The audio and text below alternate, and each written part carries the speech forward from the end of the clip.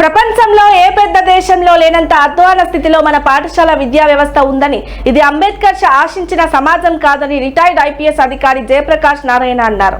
పాఠశాల విద్య కోసం ప్రభుత్వాలు విపరీతంగా డబ్బులు ఖర్చు పెడుతున్న నాణ్యమైన విద్య అందడం లేదన్నారు.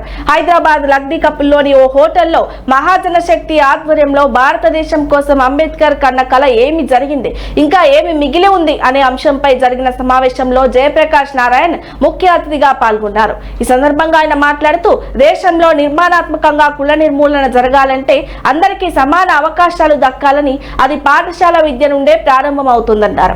అంబేద్కర్ ఈ జాతి నిర్మాణం కోసం అద్భుతమైన రాజ్యాంగాన్ని అందించారని, కానీ పాలకులు రాజ్యాంగ విలువలను కాపాడటంలో విఫలమవుతున్నారని ఆవేదన వ్యక్తం చేశారు. నేడు ఎన్నికల్లో డబ్బు, కులం మాత్రమే ప్రధాన భూమిక పోషిస్తున్నాయని పేర్కొన్నారు.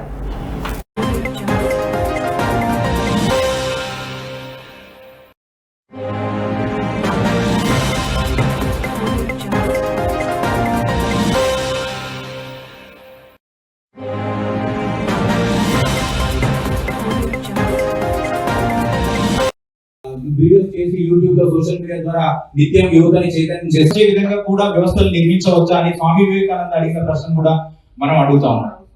అంతేకాకుండా ఏదైనా జాతిని నిర్మాణం చేసుకోవాలనుకునే సంఘ సంస్కర్త గాని, సామాజిక సంస్కర్త గాని కన్నారో ఆ కళ నెరవేరిందా? వాళ్ళకి సమగ్రంగా అన్ని అవకాశాలు, సమాన అవకాశాలు అందించబడుతున్నాయా?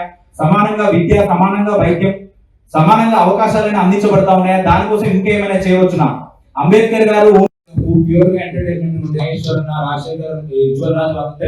ఉండి విద్యార్థులందరికీ అవగాహన కలిగించడం, విద్యార్థులకి స్కూల్స్ లో కండక్ట్ చేయడం, విద్యార్థుల యొక్క సేవ అంటే మెడికల్ కాలేజ్ లో ఒక ఎక్స్పోజర్ ఇవ్వాలని చెప్పేసి నేషనల్ యూత్ డే సెలబ్రేషన్స్ మనం డిజైన్ చేయడం జరిగింది. దాని తర్వాత 2004లో వైఎస్ రాజశేఖర రెడ్డి గారు తెలిసిన తర్వాత కూడా ప్రైవేట్ మెడికల్ కాలేజీల్లో నాణ్యత లేకుండా ముగ్గురు కొడుకులు ఉన్నారు.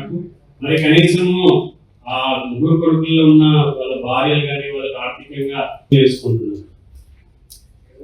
తర్వాత నాకు అప్పుడు చాలా కోపం వచ్చింది. అయితే ఫోన్ చేసి ఆమె చావు ఊరేగింపులో మనం అందరం వెళ్ళాలి. ఇన్సిడెంట్ చూస్తాను. ఒక 22 ఏళ్ల పిల్లవాడు